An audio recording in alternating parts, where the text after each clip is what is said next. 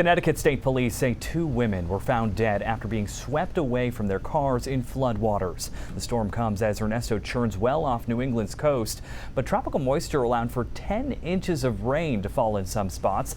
Governor Ned Lamont has even declared a state of emergency. NBC's George Salas has details from Danbury, Connecticut.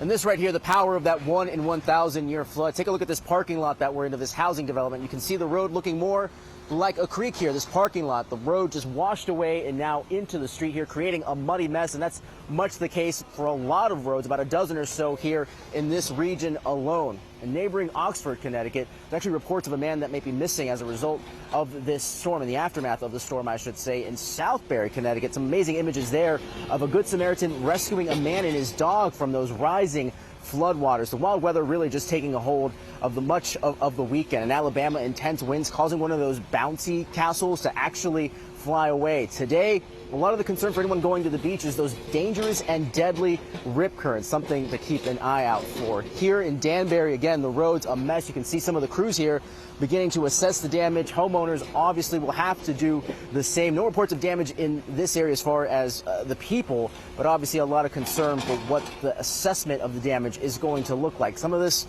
complicating all of it is going to be the weather. It's looking like it might rain this afternoon here in this region, complicating things for some of the cleanup efforts. But the residents out here just grateful the damage was not worse.